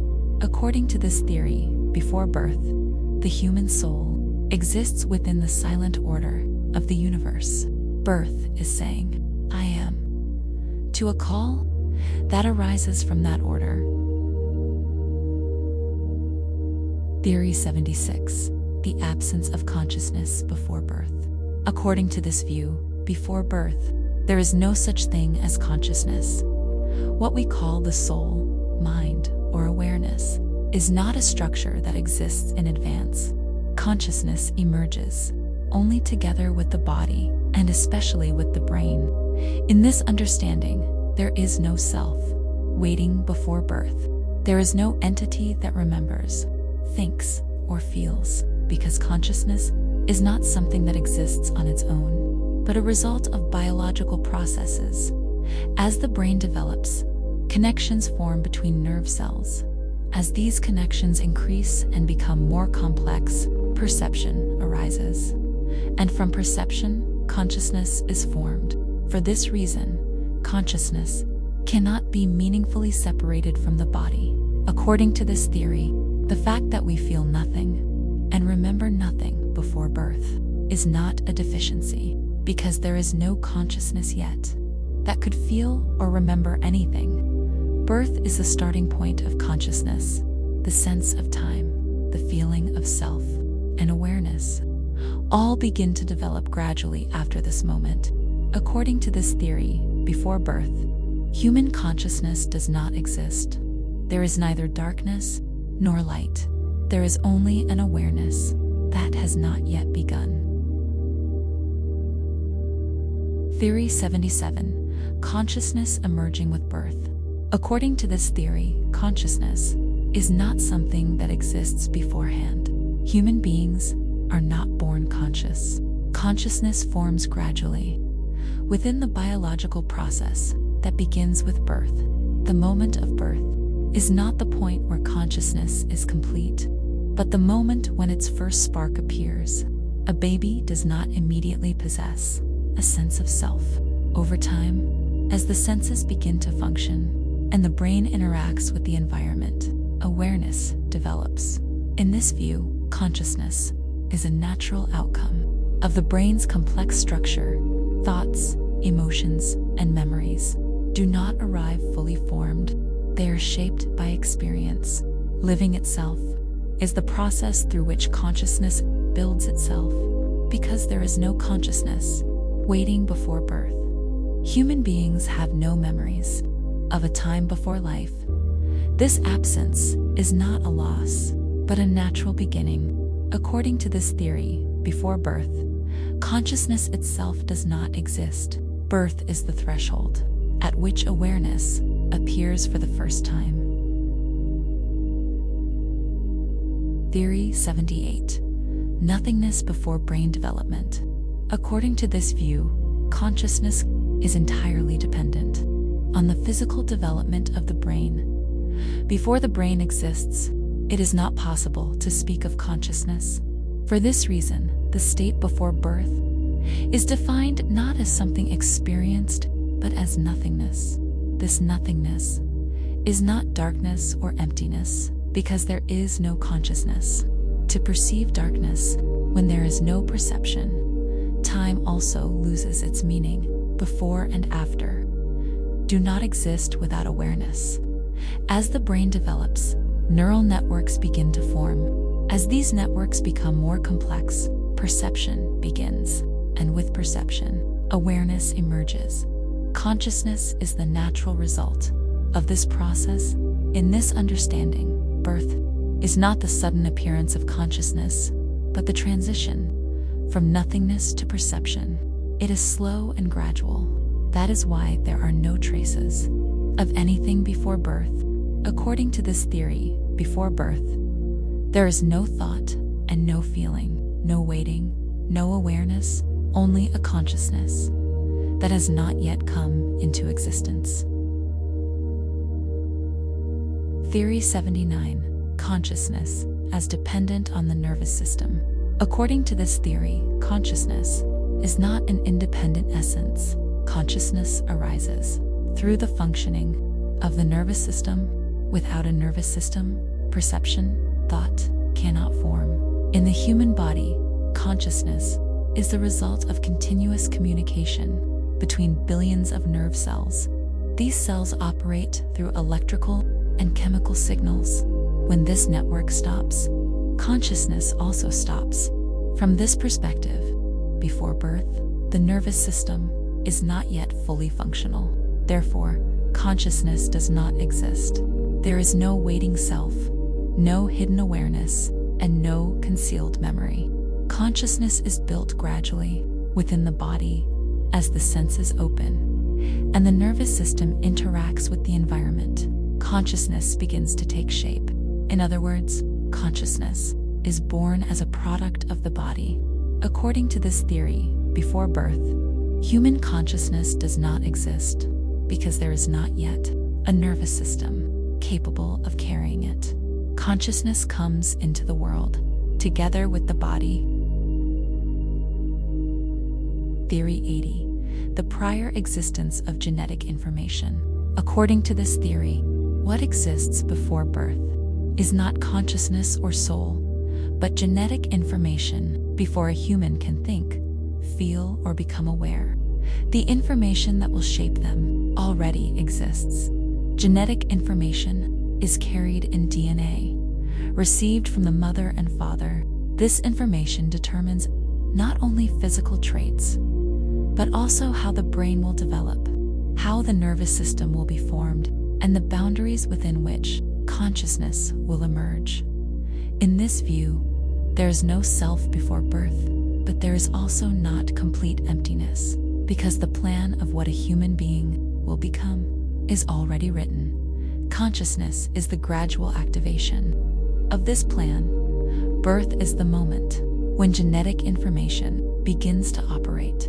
The brain forms according to this code. Perception, reactions, and ways of thinking do not arise randomly, but follow a structure that already exists. According to this theory, before birth, human consciousness does not exist, but how a human will reach consciousness is already determined. Birth is the realization of pre-existing genetic information within life. Theory 81. The emergence of consciousness through evolution. According to this theory, consciousness did not appear at a single moment in time. It is the result of a long evolutionary process. Human consciousness is a product of biological changes that unfolded over millions of years. In the earliest living organisms, there is no consciousness. There are only simple survival reactions. Stimulus and response are direct and mechanical.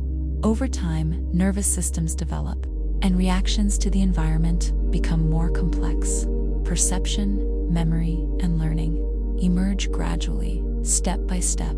Consciousness provides a clear evolutionary advantage, understanding the environment, anticipating danger, and forming social bonds increase the chances of survival. Because of this, consciousness develops and strengthens through natural selection. From this perspective, there is no individual consciousness before birth.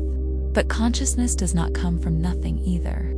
The human brain is born with an evolutionary infrastructure capable of producing consciousness. Consciousness is the activation of this infrastructure. According to this theory, before birth, human consciousness does not exist, but consciousness already exists as a biological potential accumulated through evolution. Birth is the moment this potential becomes active for the first time. Theory 82. Only biological potential before birth. According to this theory, what exists before birth is not consciousness, identity, or soul. There is only biological potential. Before living a human experience, a human being exists as a collection of possibilities. This potential is carried within genetic structure and biological developmental plans. How the brain will form, how the nervous system will be built, and under what conditions consciousness will emerge are all part of this potential, but none of it is active yet. In this view, the pre-birth state is not a conscious waiting. There is no awareness, no sense of time, no experience. There is only a structure that has not yet been realized. With birth, this biological potential begins to operate. As the brain develops, potential turns into reality. Consciousness emerges. As the result of this transformation, according to this theory, before birth, human consciousness does not exist, but the possibility of becoming human does. Birth is the moment. Potential becomes a lived reality. Theory 83. The mind as a construct built after birth. According to this theory, the mind, does not appear as a complete and finished structure. At the moment of birth, there is no fully formed consciousness. The mind is built gradually, throughout the course of life. In the earliest stage, there are only sensory reactions. Hunger, sound, touch, and discomfort are perceived without interpretation. Over time, the brain begins to connect these sensations, memory forms, relationships are established, and meaning begins to emerge. Even the sense of self develops later. A human being does not immediately recognize themselves as a separate entity. The idea of I takes shape slowly as experiences accumulate. From this perspective, there is no pre-constructed mind. Before birth, the mind is built within life. Together with the body, living itself is the process through which the mind constructs itself. According to this theory, before birth, there is no mind. There is only a brain waiting to be constructed. Birth is the point where this construction begins. Theory 84. Memory begins with birth. According to this theory, memory does not exist before birth. The ability to remember emerges together with brain development. For this reason, humans carry no memories from before birth. Memory requires experience. Only when the brain reaches a structure capable of recording experiences do memories form. Before birth, these structures are not yet ready. In this view, the absence of memory is not a loss, because there is no conscious experience to be recorded in the first place. The perception of time also develops alongside memory. Without memory, there is no before or after. The first memories form gradually. After birth, interaction with the environment, emotions, and repetition build memory over time. From this point on, a person begins to carry a past. According to this theory, before birth, there is no remembering mind. Memory is born within life. Birth is the first moment from which memories can begin to exist.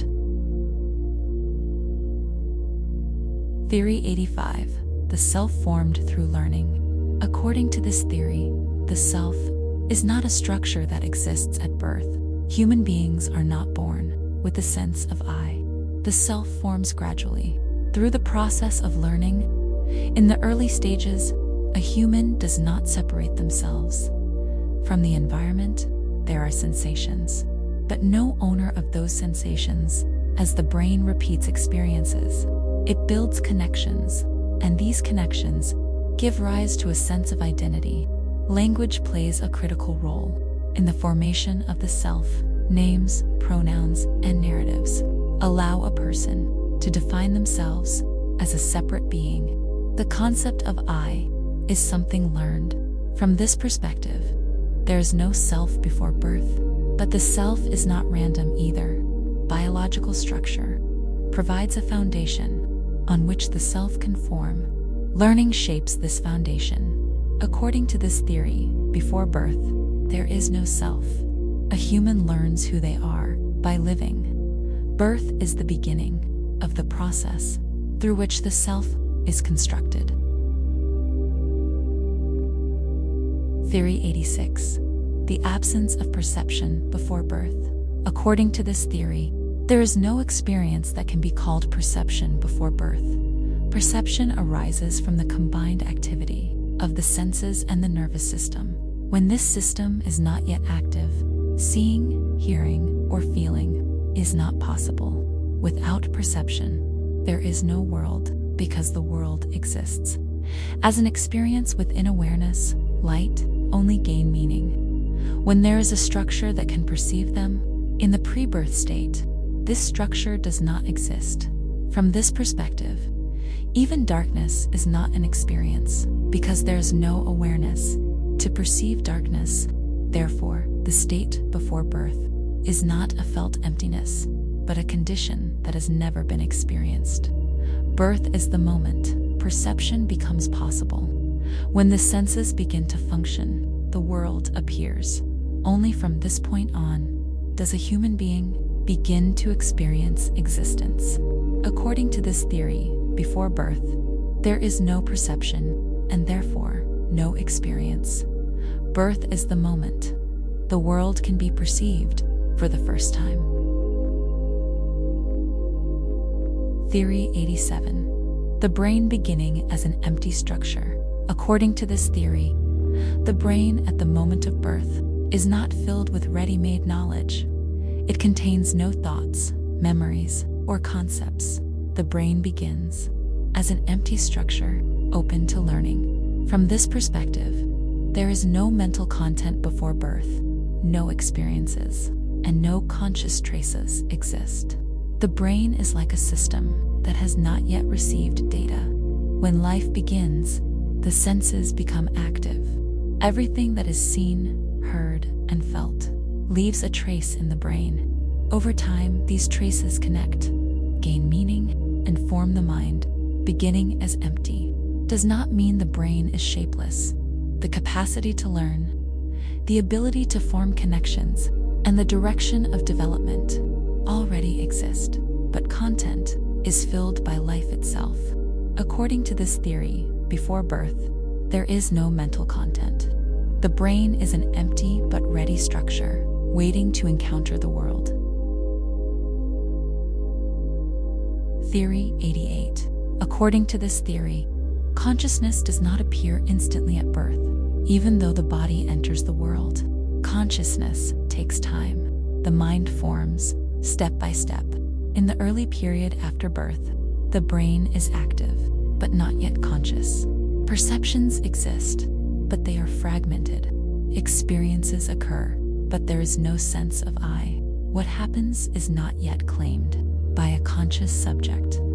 As the brain develops, neural networks strengthen, memory begins to form, connections between the senses are established. Through this process, consciousness slowly emerges, not suddenly, but through accumulation. In this view, consciousness is not something ready-made, it is built later. It requires time, experience, and interaction. The relationship with the environment shapes consciousness. According to this theory, before birth, consciousness does not exist. At the moment of birth, it is not yet complete. Consciousness is a process that gradually awakens within life. Theory 89. The concept of pre-consciousness in neuroscience. According to this theory, consciousness does not emerge at a single moment before it. There is a stage called pre-consciousness.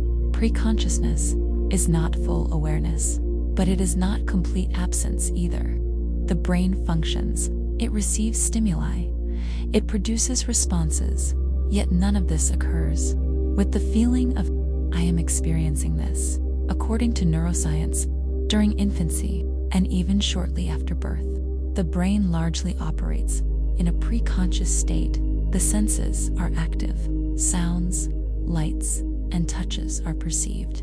But these perceptions do not turn into a conscious narrative. There is not yet a central I. In pre-consciousness, experiences occur but are not owned.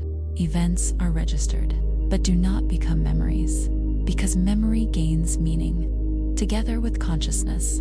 This is why the earliest years of life are not remembered later. Over time, the brain matures. More complex connections form between neural networks. Language develops, memory deepens, and at some point, pre-consciousness turns into consciousness. The person begins to say, according to this theory, there is no consciousness before birth. After birth, there is first pre-consciousness. Consciousness emerges later, slowly taking shape within life. In this view, consciousness is not a starting point, but a long process of becoming. Theory 90. Consciousness shaped by the environment. According to this theory, consciousness does not arrive fully formed. It is not a completed structure at birth, but a process that takes shape gradually through interaction with the environment. When a human is born, they carry a potential, there is a brain, there is a nervous system, but consciousness is not produced by this structure alone. Without an environment, consciousness cannot emerge. Sounds, faces, light, and movement. As the brain encounters these stimuli, it reorganizes itself. The environment determines which connections strengthen and which fade. For this reason, consciousness is not a fixed or universal experience. Even people born with the same biology develop different forms of consciousness in different environments, language, culture, relationships, and learning. Draw the boundaries of the sense of I. From this perspective, there is no consciousness before birth, because there is no environment, no experience, no interaction. Consciousness deepens through contact with the external world. As a person makes sense of what they live, they construct themselves as a subject. What we call I is the result of a long dialogue with the environment.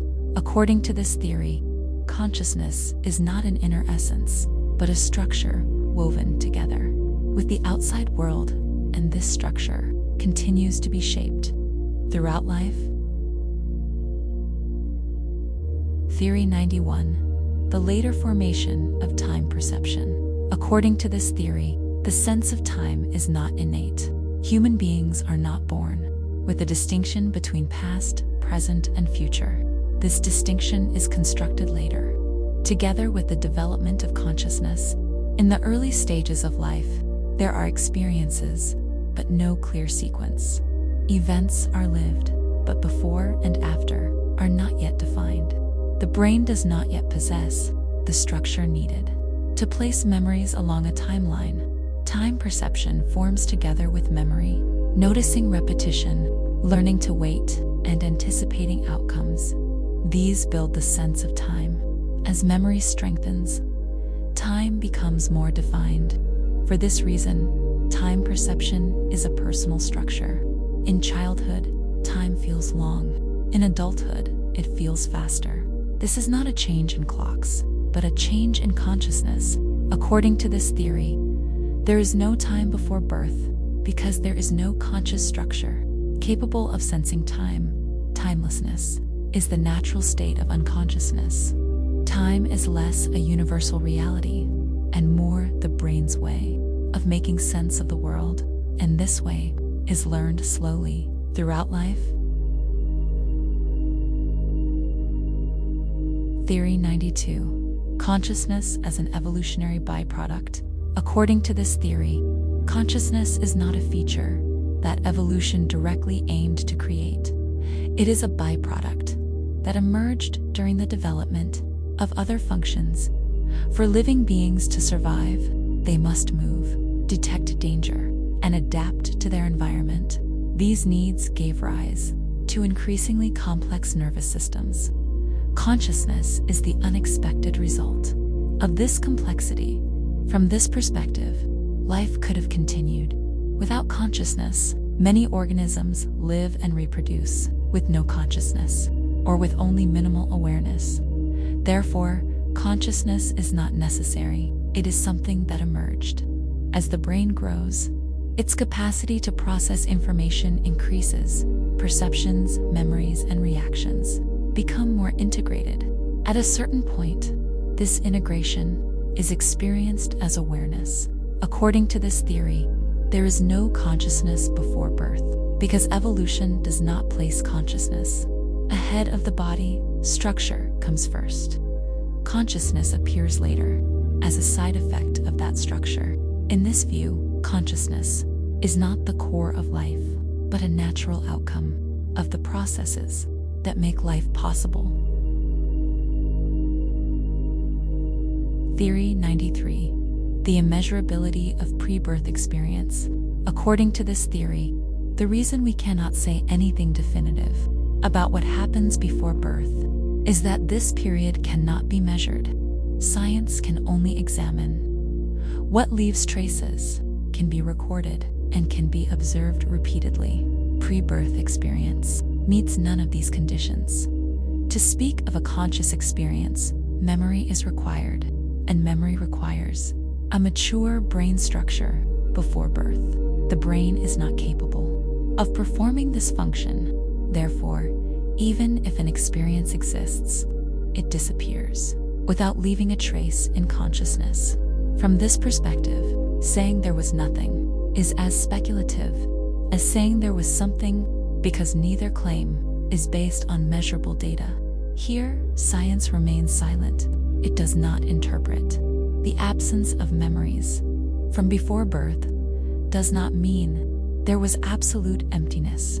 It only shows that whatever occurred could not be carried into consciousness. According to this theory, what matters is not what was experienced before birth, but why that experience could not reach consciousness. The lack of an answer is not proof of absence, but a result of the limits of measurement. Theory 94. Developmental continuity of consciousness. According to this theory, consciousness does not begin suddenly. It does not appear with a sharp boundary. It is a continuous developmental process that begins before birth and continues afterward. In the womb, the brain takes shape step by step. Neurons form, connections are established. During this process, the capacity for perception and response gradually increases. Consciousness is the natural continuation of this development. From this perspective, birth is not the beginning of consciousness, but merely a threshold. The environment changes, stimuli increase, but the process itself does not break. Experiences in the womb do not leave conscious memories. However, bodily and emotional traces may be carried forward. These traces can influence later structures of consciousness. Continuity of consciousness does not describe a strict before and after, but a gradual transformation. First, there is no awareness. Then there is vague sensitivity. Finally, a self-aware consciousness emerges. According to this theory, there is no full consciousness before birth, but there is not a complete absence either. Consciousness forms and deepens continuously together with life. Theory 95. The genetic memory fallacy. According to this theory, the belief that we knew or remembered things before birth comes from a misunderstanding of the concept of genetic memory. Genes carry information, but this information is not memory or experience.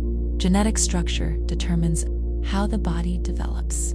It influences reflexes and certain behavioral patterns, but it does not carry lived experience. A feeling, a scene, or a sense of self cannot be stored in genes. Sometimes people experience unexplained fears, feelings of familiarity, or inexplicable emotional closeness. These may be interpreted as memories from before birth. In reality, they are the result of innate preparations within the nervous system. Genetic memory determines not what we have lived, but how we are inclined to respond.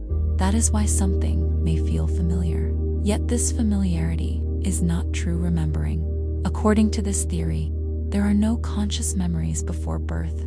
What exists is only a biological foundation. The feelings we think we remember are not the language of memory, but the language of the body.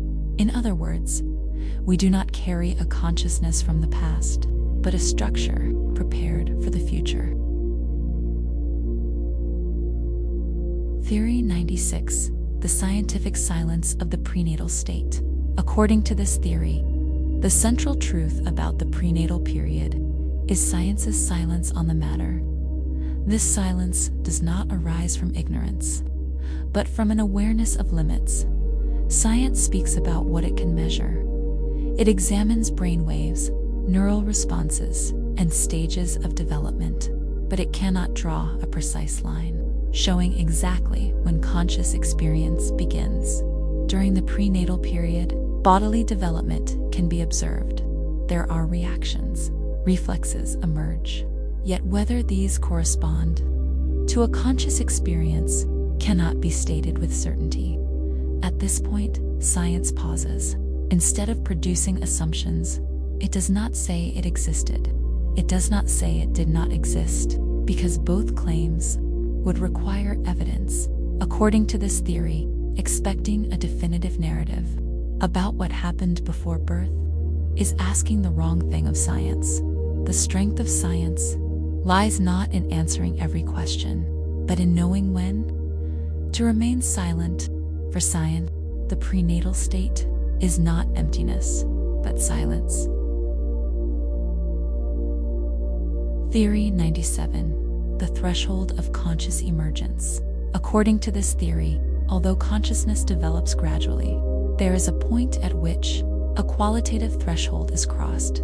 Beyond this threshold, what appears is no longer just a system that perceives, but a subject that is aware. As the brain develops, it spends a long time simply processing data. Stimuli arrive, responses are produced. But during this phase, there is no central point that knows experiences are being lived. Everything is fragmented. Over time, neural networks become interconnected. Perception merge into a single structure. When this integration reaches a certain intensity, the threshold of consciousness is crossed.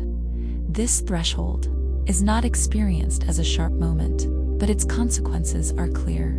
Experiences no longer merely occur, they are also owned. The feeling of, "this is happening to me," emerges. According to this theory, this threshold is not crossed before birth, and it is not crossed immediately after birth either. Consciousness is like a light that does not switch on instantly, but once it stabilizes, it does not turn off again.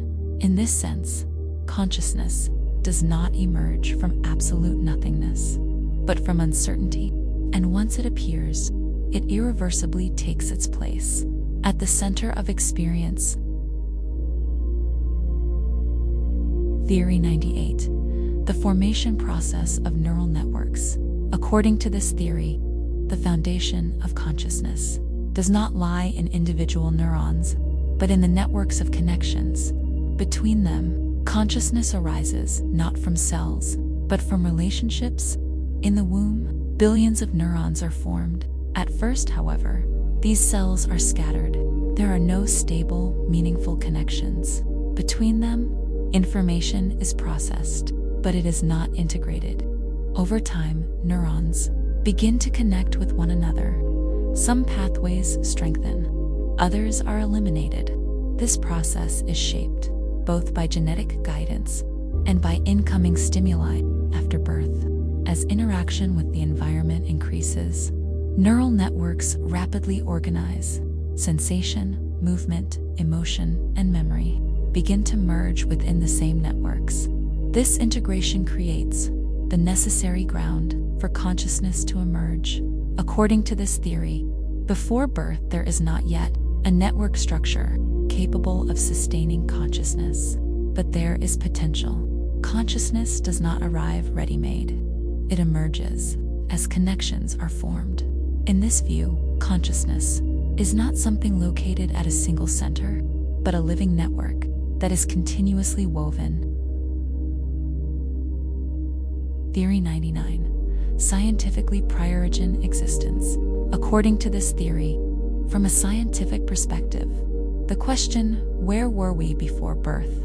is considered meaningless, because science defines existence through measurable processes. For something to exist, it must have a structure, a functioning process, and observable effects. Consciousness, however, emerges as a process. Together with the brain, without a brain, consciousness cannot be discussed. From this viewpoint, before birth there is no us. What exists are unorganized biological possibilities. There is no identity, no experience, no sense of time. Science does not describe this state as non-existence, but as prior origin. There is no lost consciousness. There is simply a process that has not yet begun. According to this theory, the question, "where were we?" projects time and selfhood. Yet these concepts gain meaning only together with consciousness. From a scientific standpoint, before birth, there is not existence, but not yet beginning. Theory 100, the scientific final position. According to this theory, science has reached the furthest point it can reach regarding the prenatal state. This point is not an answer, but a clear framework. In the scientific view, consciousness emerges as a function of the brain. Without brain development, consciousness cannot be discussed. Therefore, before birth, there is no personal existence, no experience, and no sense of self. However, this position does not claim absolute certainty. When science says there is none, it does not issue a metaphysical judgment. It only states that measurable processes end here. Where measurement ends, science remains silent. For this reason, the scientific final position is not a denial, but an acceptance of limits. There is no data to prove a conscious prenatal existence, but there is also no data to prove absolute non-existence. Science states that a process begins with birth. What precedes this process cannot be defined. In the language of science, according to this theory, the question of the prenatal state is not something science solves, but something it frames. And the final point, reachable scientifically, is this: consciousness begins with life. About what comes before, science does not speak. Maybe we were somewhere before birth, maybe nowhere at all. Science does not answer this question, but silence does not mean meaninglessness. Some questions are not meant to be solved, but to slow the mind down. Stay with that thought and let yourself drift into sleep. Sleepy theories